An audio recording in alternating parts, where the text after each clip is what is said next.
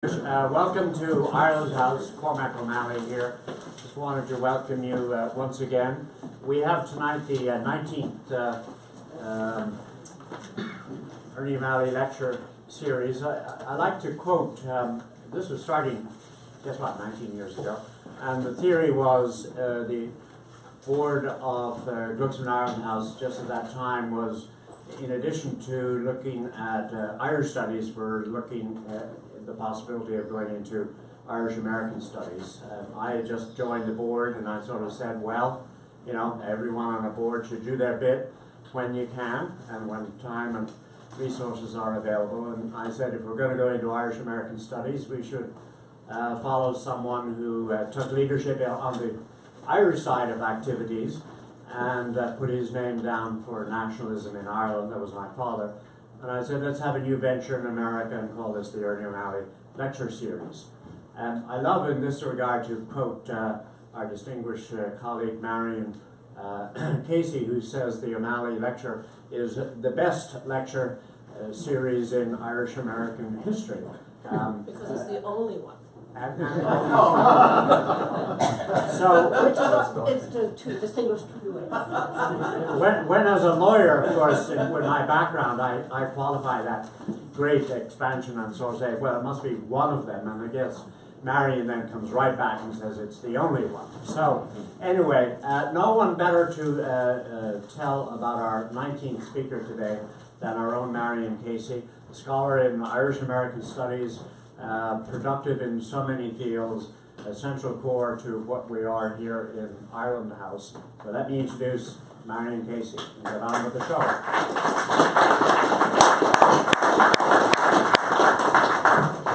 Thank you, Cormac. That's a bad habit I have in interrupting. But we are deeply grateful at Gluck's and Ireland House for the generosity of Cormac O'Malley, who has made this lecture possible for nearly 2 decades now, and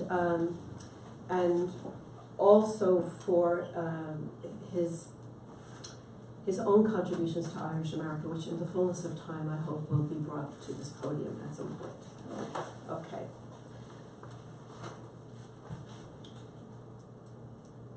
I wonder if you've heard the latest thing that the president has said.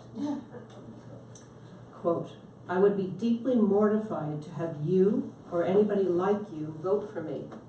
Since you have access to many disloyal Americans and I have not, I will ask you to convey this message to them.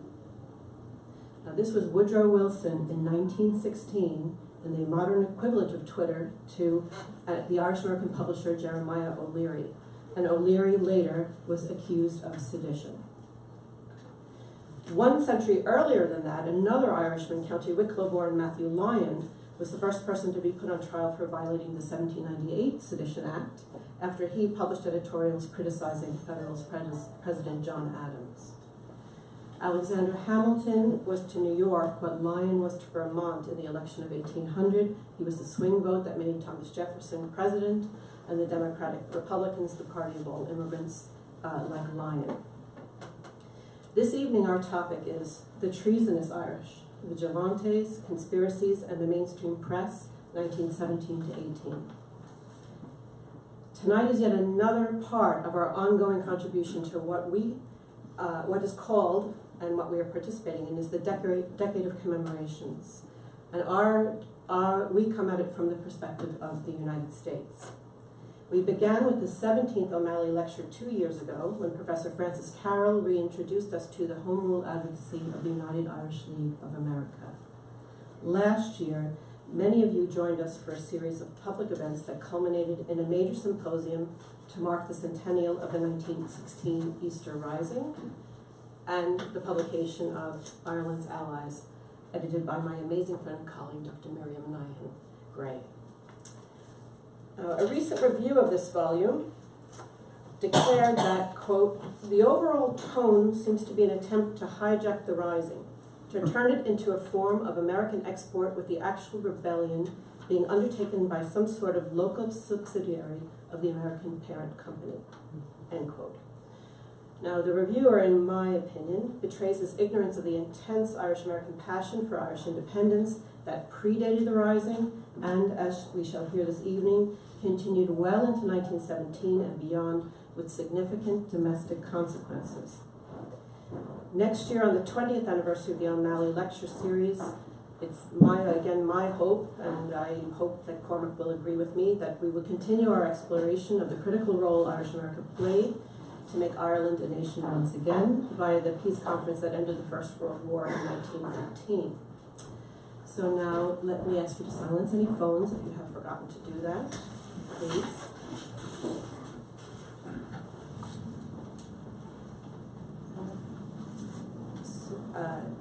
Tonight we welcome to the Glucksman Ireland House podium at the 19th Annual O'Malley Lecture in Irish American Studies, Mick Mulcrone.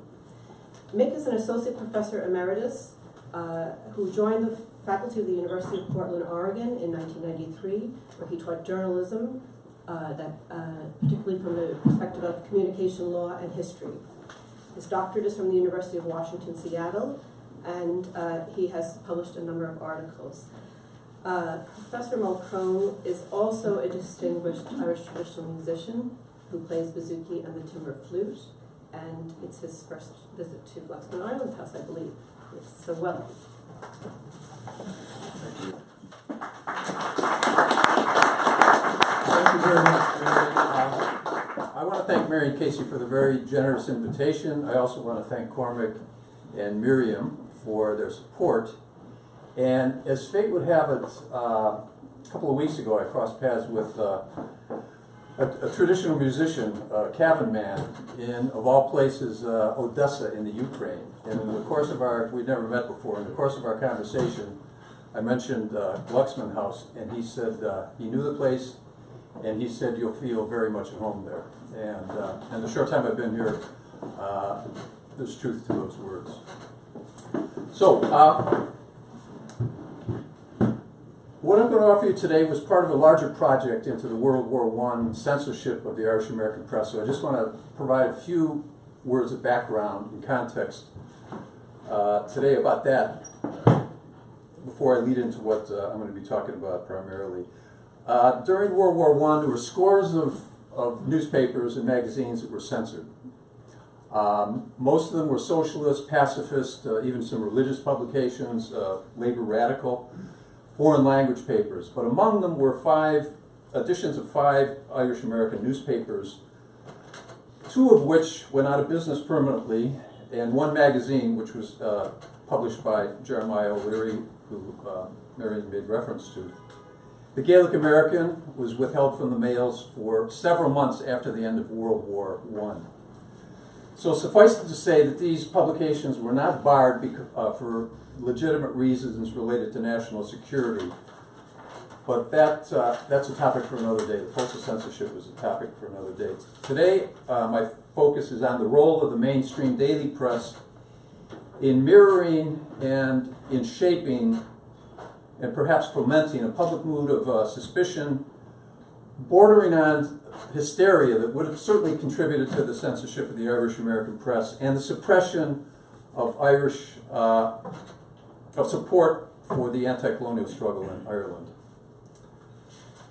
Now, I'm going to, I'm not a practitioner of PowerPoint, so I just want to give you a brief overview of where I'm going to be leading you. First of all, I'm going to talk briefly about some of the currents that were at work in American society, which created a mood of anxiety about immigrants and immigrant influence, and which led into a mood of deep suspicion during the war years. Secondly, I'm going to speak a little bit about the status of the Irish in America at the time. And then the core of what I'm going to offer is how the mainstream press covered or framed Irish American issues related to the support for the independence movement in Ireland. The end result of which made the names of certain Irish leaders synonymous with disloyalty and, in fact, and even treason to the United States. So I'm going to look at 4 specific areas of press coverage. First, be related to street rallies and demonstrations in New York City. New York City then as now was the capital of immigrant America, and it was certainly the center for Irish American agitation in behalf of Ireland. Secondly, I'm going to look at the coverage of the New York mayoral election of 1917. And that's significant because loyalty was a central issue in that campaign.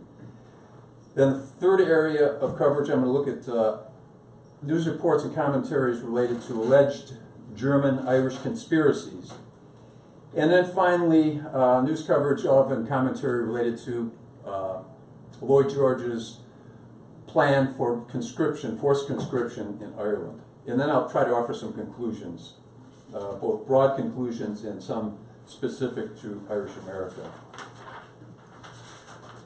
Now I'm going to begin with a quote,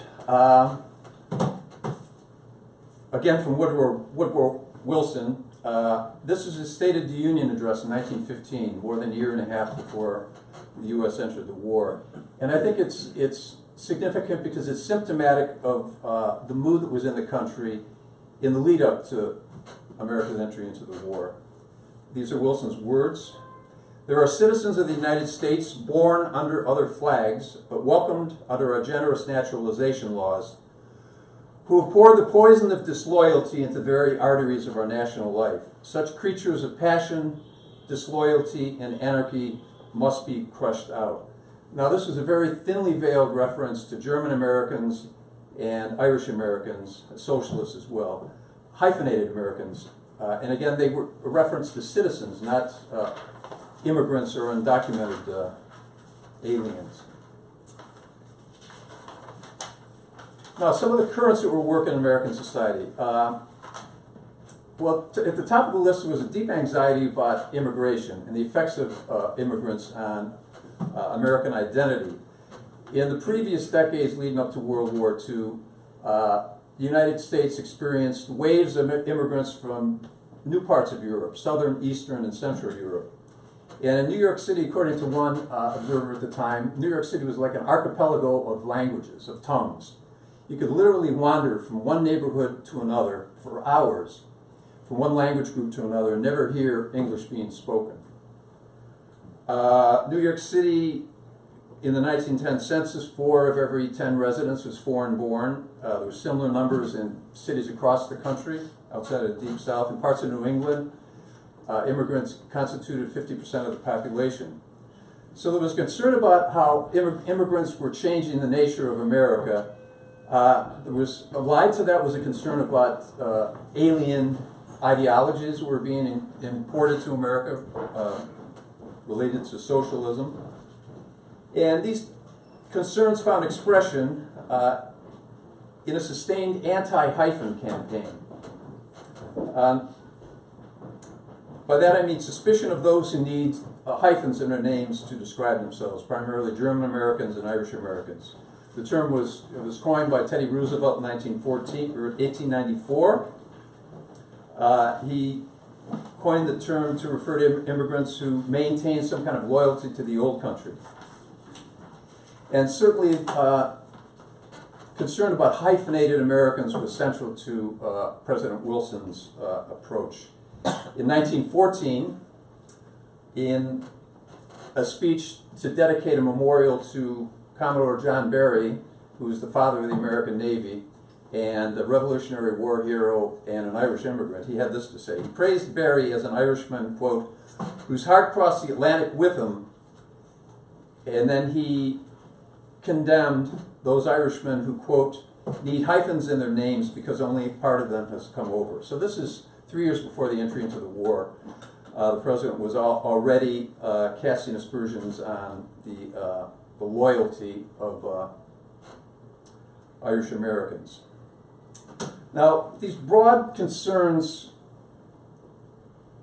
were about how American identity was being placed under threat. That Americanism was somehow being smothered by hordes of new immigrants, and that American political and cultural traditions were being eroded as a consequence. There was a belief in a lot of quarters that the melting pot was not working, that there were indigestible elements within the melting pot, among them Irish Americans and German Americans. Another response to this concern about immigration was a resurgence in what scholars would call Anglo-Saxon Ism. This was characterized by an emphasis on the Anglo-Saxon roots of American identity. This paralleled an emergence of an imperial school of Irish history, which focused on and glorified America's Puritan past while ignoring the contribution of other groups. And brought on the culture as well were theories of pseudoscientific theories about race, which placed Anglo-Saxons at kind of a top of a racial hierarchy, and other ethnic groups were below. And the Literary Digest, which was a weekly compendium of national coverage of stories across the country, reported a great deal of national press attention to a theory that a new American race was, Anglo-American race was under development. And they actually sent out, universities around the country sent out anthropologists to measure the skulls of people of English descent to come up with empirical evidence that this new race of Anglo-Americans was under development. So all of these pressures, and I'm kind of charging through it, but I want to get to the guts of it. All of these pressures came to a head with the U.S. declaration of war. And the war gave a focus to these various forces that were at work in American society. And they became subsumed under calls for 100% Americanism. This meant demands for conformity, rigid conformity to a singular vision of what it meant to be American. And this vision was decidedly pro-British and Anglo-Saxon in character. When the U.S. entered the war in April of 1917, this presented a particular dilemma for Irish America. Irish America found itself in an increasingly hostile environment where the acceptable limits of public discourse were growing ever more constricted. Irish America had lost the propaganda war. They had come out on the wrong side of the neutrality debate, and hopes of advancing Ireland's liberation through the defeat of Great Britain at the hands of Germany were shattered. And certainly, in the view of a lot of Irish Americans and Irish as well, the World War I had presented the best opportunity since the Napoleonic Wars for Irish independence to be achieved. But that was all gone now. Great Britain, Irish America's intractable enemy, was now America's ally, and criticism of Britain became problematic. So the goal became to find a place for the Irish question on the post-war peace agenda. And the strategy was twofold. It was first to argue that Irish national aspirations were completely synonymous with American political traditions, and secondly, that Irish contributions to America had earned them a right to be heard. So what was the status of the Irish in America at the eve of World War I? By 1917, there were about 4.5 million Irish Americans. That's immigrants and their first-generation offspring, 4.5 million. This exceeded the population of Ireland by at least 1.5 million. So in many ways, Irish America was a nation in exile. By 1917, the Irish had achieved relative economic parity with Anglo-Americans. They were a dominant force in organized labor, in popular culture, in sports. They enjoyed great success in politics. Irish-led urban political machines placed the Irish in positions of being arbiters between immigrant America, this threatening force, and the established elite. But despite all their success, the Irish were still denied access to the real inner sanctums of power, and this resulted in, I would suggest, a nagging sense of insecurity that was the legacy of both the colonial experience and the immigration experience in America. The famine experience still loomed large. By 1917, the survivors of the famine were few in number, but in collective memory, the trauma of Von Gortham War, the Great Hunger, was still very much alive. Now, the jumble of Irish insecurities found expression in a deep and abiding anger at Great Britain, both for its historical wrongs in Ireland and for its perceived influence in America. And the Irish actually organized, long before World War I, to work against perceived British influence in America. Jeremiah O'Leary's American Truth Society was founded to stop proposals for 100 years of peace celebration between Great Britain and the United States. So there was a broadly held belief that the Irish in America could only feel secure when Ireland became a free and independent nation. So what was the mood of the country during the war? Well, in a word, it was toxic. It was characterized by a great deal of unease, bordering on obsession about spies and sedition. There was an explosion in the number of vigilante groups across the country, which initially targeted draft dodgers and supposed spies, but soon devoted their attention to socialist, anti-war activists, and the foreign-born. One of the many vigilante groups was the American Defense Society, founded in 1915. They were very active against, as we'll see, against Irish street rallies and protests here in New York City during the war. Teddy Roosevelt was among its founders. They advocated a program of 100% Americanism, which, attendant to that, meant joining the war as an ally of Great Britain and deporting socialists from America. The ADS saw itself as kind of a citizen's auxiliary to the Justice Department.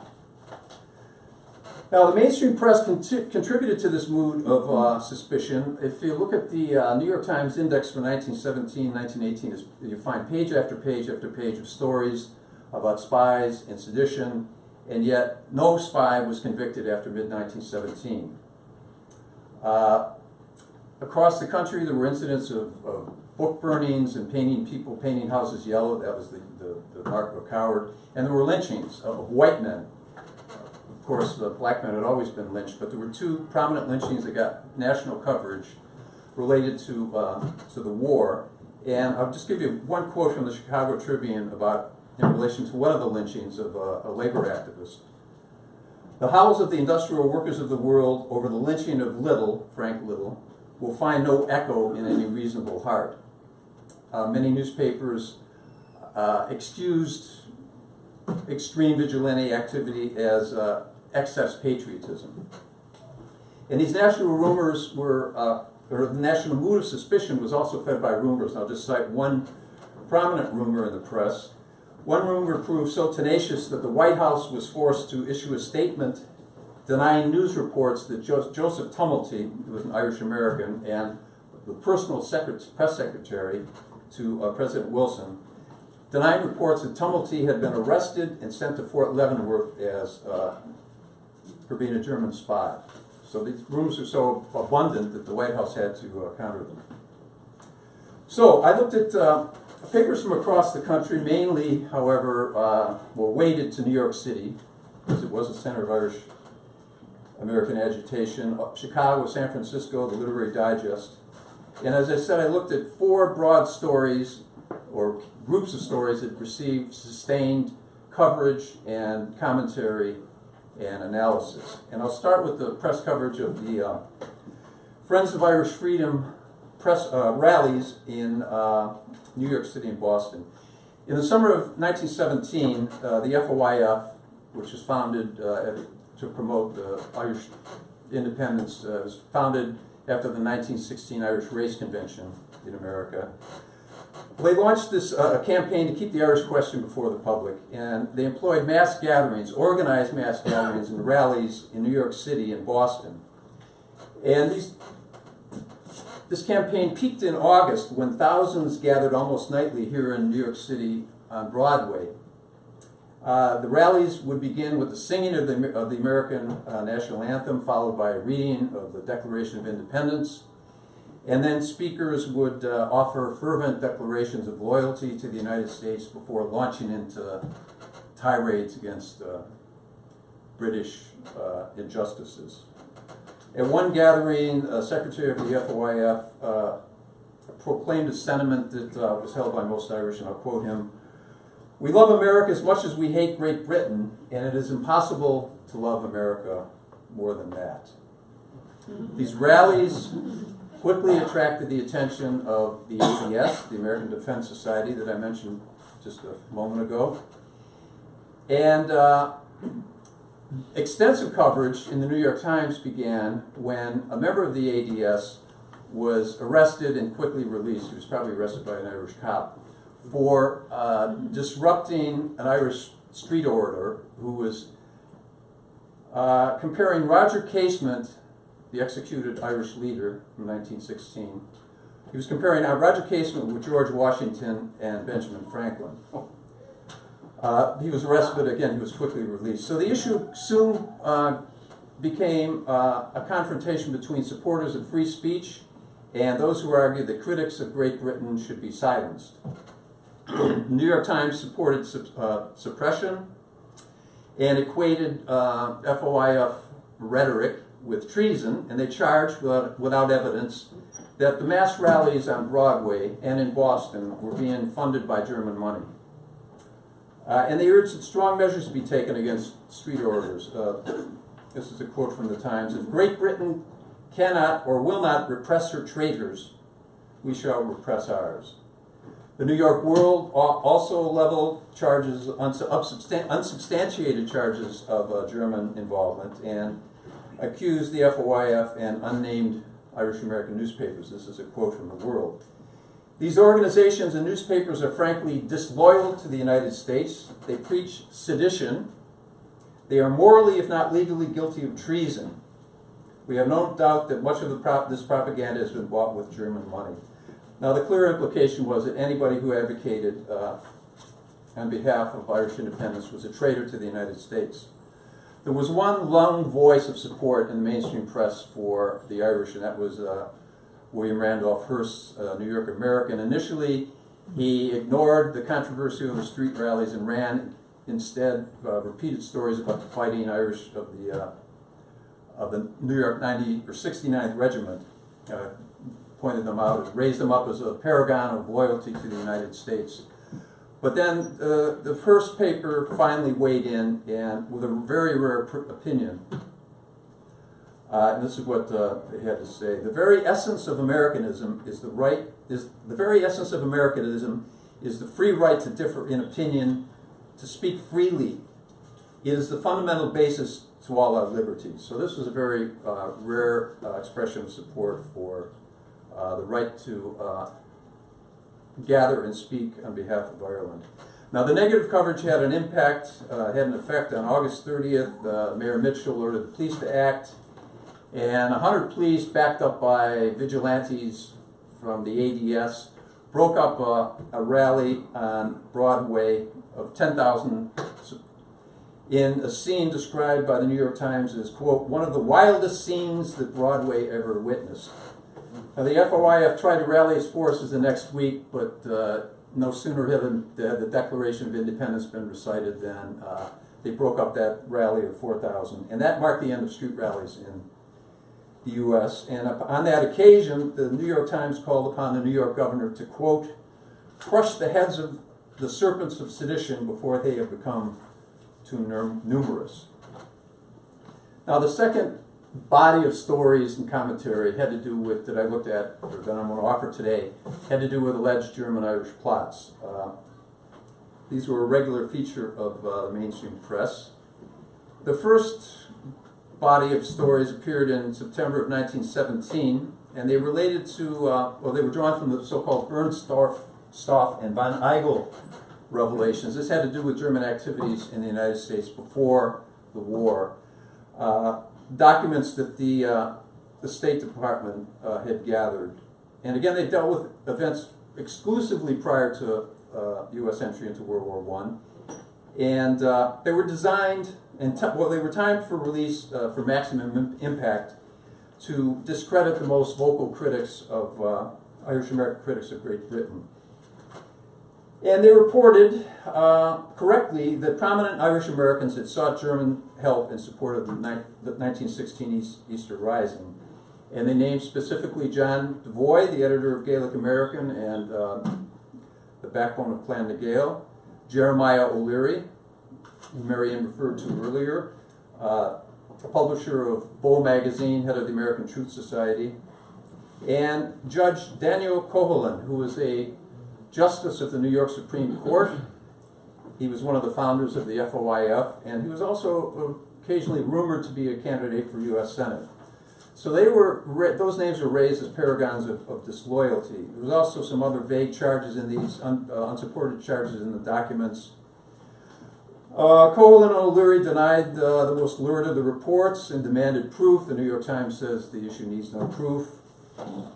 Soon after the series of stories, Postmaster General Burleson announced that the post office would be taking action against, quote, treasonable newspapers that questioned the revelations or that circulated matter for the purpose of arousing prejudice against the nations now cooperating with us.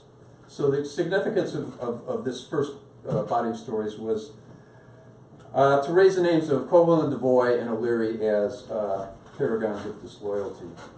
The second so-called plot stories were released in October 1917. There were page one news reports across the country about a second German-inspired rising being planned, a second Dublin riot.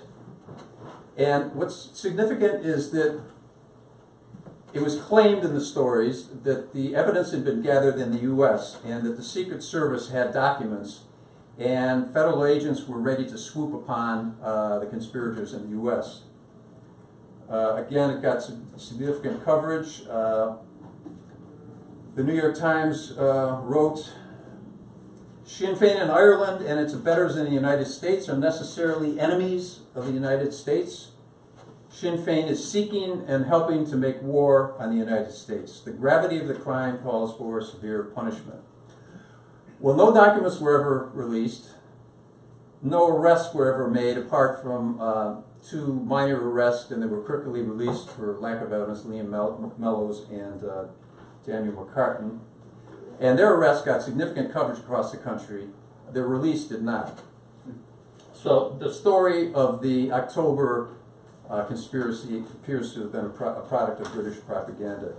Now, final alleged conspiracy appeared in 1918. Again, there were claims of another German plot. The stories were given page one coverage for days, and it was based on information released by the British Information Bureau in the U.S. That was the British propaganda arm in the U.S. And it said that in exchange for German aid, Ireland would give Germany a submarine base in Ireland.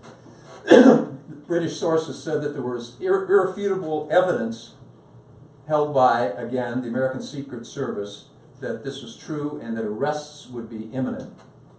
No arrests were ever made, no evidence was ever released, and the May conspiracy was clearly a creation of British imagination. This is confirmed by Colonel Edward House, who was a senior advisor to President Wilson. And House sent the President this warning. The British government wished this government to pretend that we have found some of the treasonable matter concerning Ireland. If I were you, I would caution Lansing, that's the Secretary of State, about this. The British have made several attempts in this direction before, as you will remember. Now, the U.S. government neither confirmed nor denied the British versions of events. Now, despite the paucity of evidence, or the absence of evidence, the cumulative weight of reports about plots and collusion raised questions about the loyalty of those Irish-American editors and public figures who continued to advocate on behalf of Ireland. And the names of these Irish leaders became synonymous not just with disloyalty, but with treason to the United States. Now, the next issue that's received significant coverage that had bearing upon the Irish question was the New York mayoral election of 1917. Now, this was a 4-man race which pitted John Perroy Mitchell, the incumbent, against 3 challengers, one of which, the Tammany candidate, Judge John Hyland, enjoyed significant Irish and immigrant support, as did socialist Morris Hillquit. He also received significant Irish support. Now, the New York Times and the New York World gave adamant support to Mitchell, who ran on a campaign of straight Americanism. Now, according to one scholar, Mitchell personified the most strident form of Americanism during the war years. And the glaring irony is that he was the grandson of John Mitchell, the young Irelander rebel and Fenian for a while, who sought refuge in the United States in 1853 after escaping from a British penal colony on Van Diemen's Land. Mitchell accused Highland, the Tammany candidate, of being, quote, publicly allied with men whose loyalty has been officially denounced by the U.S. government. Three names again: Coghlan, Devoy, and O'Leary. The New York Times cited the names of the same three men as evidence that Highland had the support of, quote, every seditious, every traitorous, every disloyal element to be found in the city. The New York World, for its part, condemned Highland as an unscrupulous blatherskite. It's a great word that's never used anymore. An unscrupulous blatherskite and demagogue who was inflaming class hatred and capitalizing on the ignorance of the great alien populations of New York City. Well, the great alien populations paid little heed to the apocalyptic prognostications of the New York Times and the New York World. And Highland won by a strong plurality. Hillquit, the socialist, finished a close third behind Mitchell. The significance of Mitchell's defeat was noted by the Irish American press, and I'll just offer one quote. This is the only quote I'll offer from the Irish American media. This came from America Magazine, a Jesuit publication edited by an Irishman. They made this pointed observation, quote, for a candidate to wrap himself in the national emblem and prance madly from borough to borough, bellowing treason to all who disagree with him is too base for characterization. It is significant that to date, 494,143 citizens of New York are traitors. For that number is known to have voted against the painted patriot. So again, what is significant about the 1917 mayoral election is the willingness of the press to raise the names of Coghlan, Devoy, and O'Leary as ultimate examples of disloyalty in a campaign in which loyalty to the United States was the premier issue. Now, the last group of stories that I'll talk about had to do with military conscription in Ireland. In April of 1918, Prime Minister Lloyd George announced plans to impose military conscription in Ireland, and this came after massive losses in the Battle of Picardy, and the British Army needed manpower. Well, the issue got prominent coverage across the country, but in the New York Times and New York World, it got more editorial commentary than any other Irish-related issue in 1917 and 1918. Both papers, needless to say, supported conscription. The New York World had some qualifications to its support. It suggested that some form of home rule would have to be implemented for conscription to succeed. The New York Times was adamant, unconditionally adamant in its support of conscription, and they argued that conscription was necessary, quote, for the preservation of Irish liberty, presumably within the empire, and that opposition to conscription, to the plan in the U.S., was, quote, pro-German and anti-American. The Times denied that Ireland had any legitimate grievances against Britain.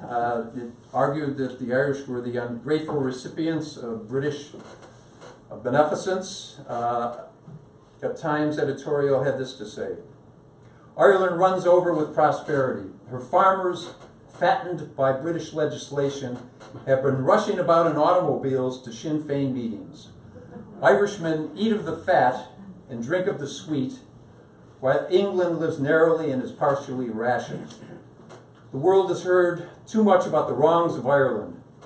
For a generation, English democracy has sought to confer benefits upon Ireland. Just a few months earlier, the World, or the English correspondent for the World, filed this report on the same question: what are conditions like in Ireland? It is said that Ireland is now prosperous.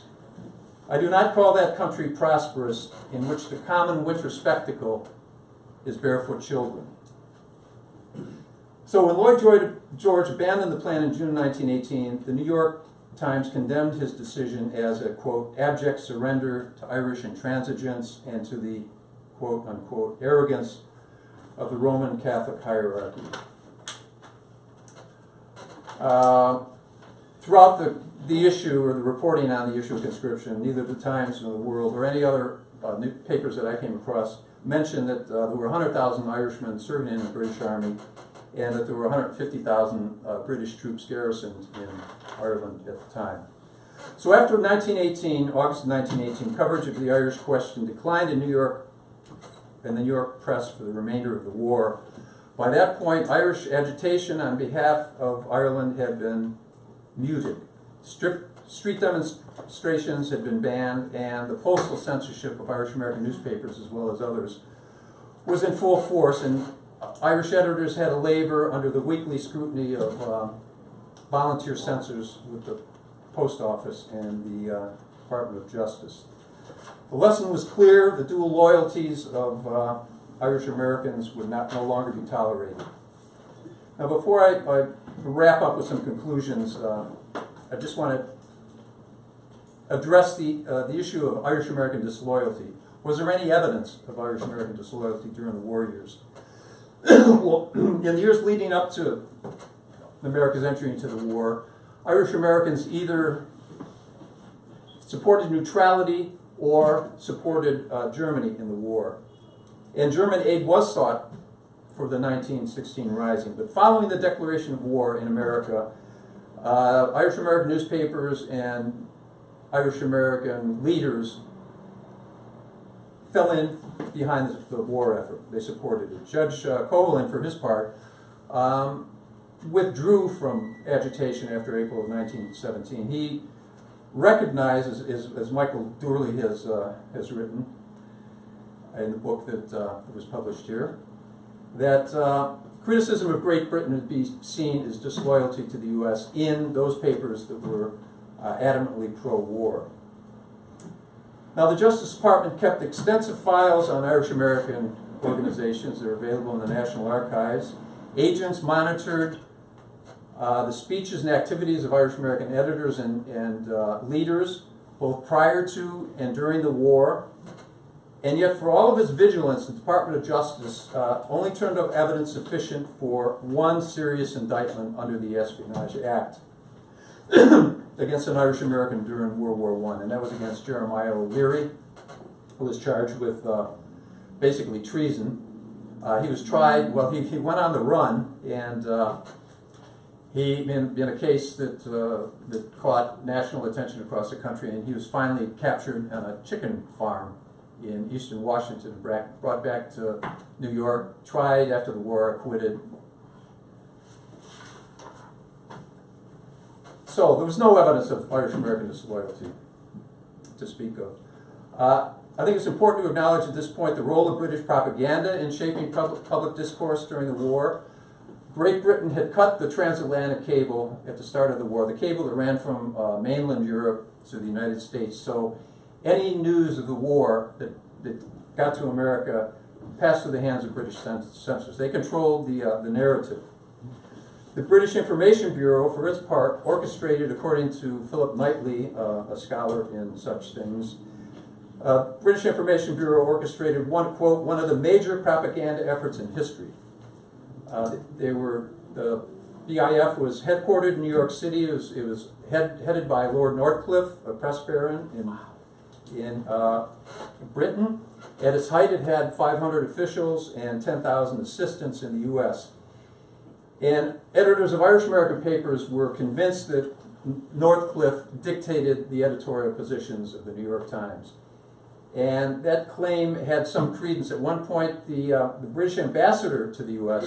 warned the Home Office not to accept the New York Times' editorial positions as a barometer of broad American opinion. So what conclusions can we draw from all of this? Well, the papers that I sampled don't represent a complete cross-section, but of American mainstream press coverage, but they do represent a chorus of powerful voices that joined in condemnation of Irish American agitation in support of Britain, particularly in New York City, the center of Irish American agitation. Irish American criticism of Great Britain and efforts on behalf of Ireland were taken as evidence of disloyalty and even treason to the U.S. Some papers made occasional rare attempts to be even-handed, but the cumulative weight of news reports, analyses, and editorials clearly called into question the loyalty of those who advocated in support of Ireland.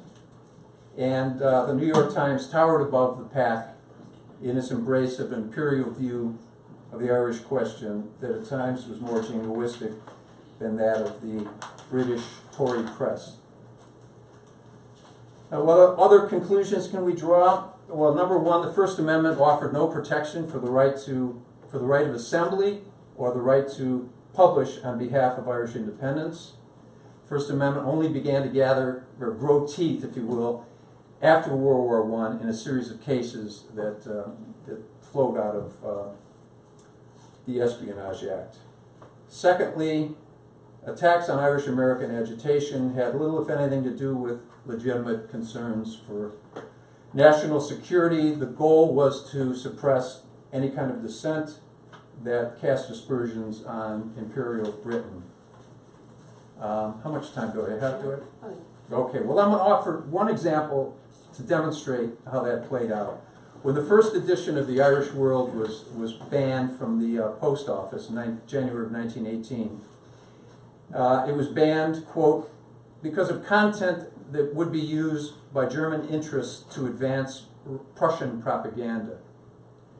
And the Post Office and Justice Department pointed to three specific offenses. The first offense had to do with a news story about an audience that Hannah Sheehy Skeffington, an Irish woman leader whose husband had been killed during the War of Independence, or during the 1916 Rising. Her husband, Francis, was a pacifist who was killed by a deranged British officer. And Hannah Sheehy Skeffington was very active. And she had an audience with Wilson, and whereupon she presented him with a petition, a women's petition, on behalf of Ireland. That was an offending story. There was a specific offense cited. Two other bits of offending content in that edition of the Irish World had to do with deliberate misstatements of fact. That's a quote. One was a reference in an editorial about Hannah Sheehy Skeffington, a reference to her husband Francis, which said, quote, Francis Skeffington had, quote, been brutally murdered by an English officer, unquote. That was deemed to be a deliberate misstatement of fact, because it didn't mention that the British officer was deranged. The second misstatement of fact had to do with a reference to Countess Markiewicz, who was active in the 1916 Rising. A reference stating that she had been condemned to death, quote, for her share in the struggle for Irish freedom. That was deemed to be a misstatement of fact. They argued that she was condemned for treason to the crown, not for her share in the struggle for Irish freedom. So, in the end, I would suggest that the attacks upon the Irish took place against the backdrop of a broader societal question that Marion directly referred to in her gracious introduction. Broader question that has resonance today. And that is, what does it mean to be an American? Does being American require rigid conformity to a narrow set of cultural norms and political perspectives? Or is our American identity based on diversity and political pluralism, bound together only by a commitment to democratic practice? So I think it's still it's a question that America's faced generation after generation, and it's in high relief today. In the end, I would suggest that the experience of the war years offered stark evidence of the still tenuous status of the Irish in America. Despite their political, cultural, and economic achievements, and their contributions in blood and sweat to the American experiment, the Irish in America remained a nation of uneasy exiles, struggling in a hostile landscape to reconcile their loyalty to America with their devotion to Ireland and their antipathy toward Great Britain. Sinead, that's all I got.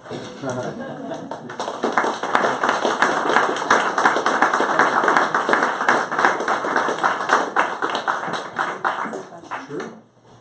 So we'll open it up for questions, and I'll bring a mic. Anyone? Hello? 1, 2. I need to turn it on. 1, 2. Yeah. At the start there, I thought that there was, well, certainly fake news is something that we've heard today, but I don't know whether there was the equivalent of what was heard as fake news then, but clearly throughout your presentation, those words popped into my mind. I wonder if you know what the impact of the Friends of Irish Freedom was on the attack on them and the consequences of what happened after that attack. Well, I know that they canceled the Irish Race Convention of 1918, or was it 1917? One of those years, one of the war years. They canceled the convention. 17, yeah. And I believe the Ancient Order of Hibernians, for their part, and they were pretty middle of the road, they canceled their scheduled convention in 1918, and they also suspended publication voluntarily, I believe, of a Hibernian magazine. So, and the FOIF didn't have a great deal of membership, as I understand, compared to the United Irish League.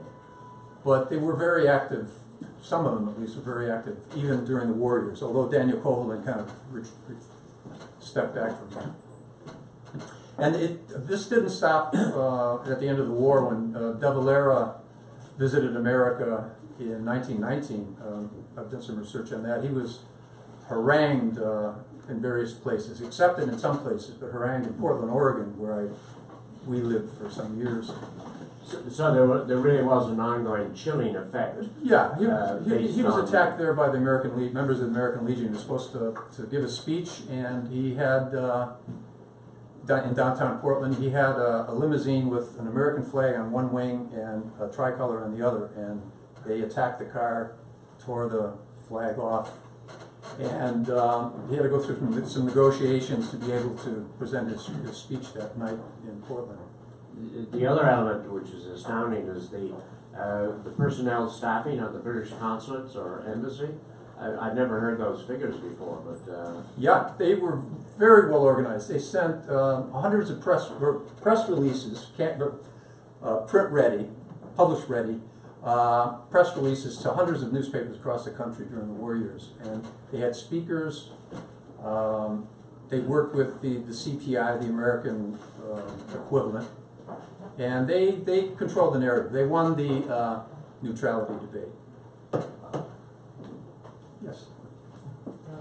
Thanks very much for a wonderful presentation. Thank you. Why do you think the American establishment was so pro fighting with the British? And then you can repeat the question. Will you repeat the question? Why was the American establishment so pro-British? Well, I think part of it was the concern about immigration and this ongoing rapprochement with Great Britain that had been gathering steam. I think there were 3 treaties that were passed with Britain in the preceding years. One of them was defeated by, at least in part, by Irish-American agitation. America also had a growing imperial role. I think that was a factor as well. America, after the Spanish-American War, had some foreign territories that were under their jurisdiction. That's a simplistic answer, but many other factors, I'm sure. You made no mention of James Larkin. I wonder how he came into this. I know he was served a jail term in Sing Sing, it's only to be pardoned, I guess, by Al Smith. But Yes. he wasn't he tried for sedition? Yeah, he would have been, I think, charged for tried for syndicalism. He worked with, as James Connolly did, with the Industrial Workers of the World, who were Frank Little, the organizer who was lynched, that I referred to as an IWW person as well. He would have been very active with them. And it was all kind of wrapped up together, the activities of radical labor, Irish American agitation against Great Britain. They were all kind of wrapped up together in this mania of suspicion. I wanted to ask about the post office censorship. Yeah. Did these media or papers or magazines, whatever, did they get out somehow to people, or was it they stopped? Initially, they were withheld from the mails. Right to mail things was seen to be a privilege, not a right. And then the Trading with the Enemies Act was passed shortly afterwards, which made it illegal for anybody, for a publication that had been declared unmailable, it made it illegal for them to seek other means of distribution, like going to the equivalent of UPS. And most of them were weekly publications, so they'd be circulated around the country, and being barred from the mails was, in effect, prior restraint. It was censorship. They were barred from circulation. So that's how that played out. You certainly mentioned the New York Times a lot, and up through the Troubles, they still maintained this pro-British bias. A little bit. Why do you think that paper in particular has always had such a pro-British bias? I think the Times has always, since its inception, it was. I mean, their slogan was "the news that's fit to print." They always had kind of an elitist perspective, and I believe that they had several. Not that this is defining, but several of their top editors were English-born, and certainly they had the Northwood had their ear. It was very clear. They represented the establishment, I suppose, the old Anglo-Saxon or Anglo-American establishment. Were the voice of that, the voice of business in those years. And they had a long anti-Irish track record even before the First World War. Yes. I want to ask about conscription in Ireland. At the time, there was the old Home Rule Party that had the old Home Rule Party that had John Redmond. He was advocating that the Irish, volunteer for conscription. Now, did he make any inroads in the Irish American population to get that idea out? I mean, obviously it was very unpopular idea in Ireland, but I'm just wondering if there was any attempt by the British to kind of say, look, this guy said they should go. Well, you're right. Redmond did Mick, would you just repeat that, paraphrase that question for this room, if you don't mind? Yeah, the question was, did John Redmond, was he enlisted, John Redmond, the head of the parliamentary party that advocated home rule, was he enlisted by the British in support of conscription? Well, he was against conscription, but by that point, I suggested it'd be too late. When he was in favor of Irish volunteering in the British Army, that was a means of achieving home rule, and when he did that, that was the beginning of the end for the parliamentary party, and certainly as Ireland's allies, the book there documents, the United Irish League, which was the Redmond voice in America, just withered after he made that declaration. But he was against conscription, as was even the Catholic clergy in Ireland. The Catholic clergy had been in favor of Irish volunteering, but conscription was something else. Conscription was seen as a possible end of the Irish nation by killing off Irish manhood. The population of Ireland, as you all know, had been declining precipitously since the famine. And conscription could have, in many people's minds, marked the end of the Irish nation.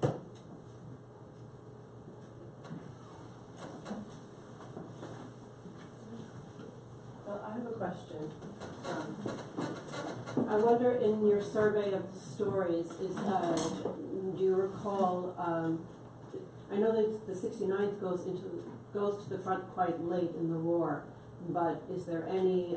You said that you referenced this really was the end of dual loyalties, but on the other hand, the 69th is the epitome of dual loyalty. So, was there any way, any kind of corrective once they went to the front? Did you notice anything in the stories? Well, not in the mainstream press. I mean, Hearst papers across the country. I mean, he was an Anglophobe. He just didn't like Britain or anything British. So by instinct, he was supportive of the Irish. Certainly, the Irish American press, they sang the praises of the fighting 69th, and they sang the praises of Irish efforts on behalf of the war effort to demonstrate their loyalties. One paper in particular, the Irish Leader out in San Francisco, edited by Peter York, they were stridently pro-Irish independence. And then when they got in a bit of trouble with the Justice Department, they became adamant in their support of the war. And they would point to Irish American involvement and Irish involvement in the war effort.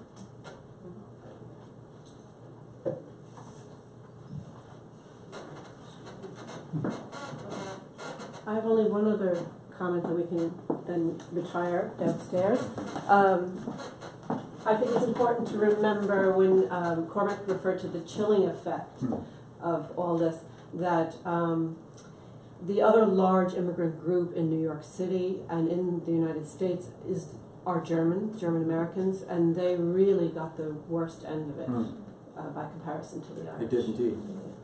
The Irish were an afterthought in terms of censorship. It was socialist, Germans, foreign language press. Foreign language press, yeah. Okay. Well, with that, let's all thank Mick Mulcrone.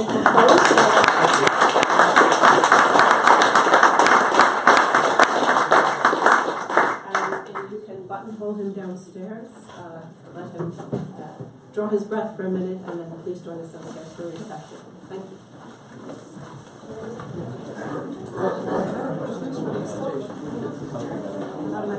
Well done. Yeah, thank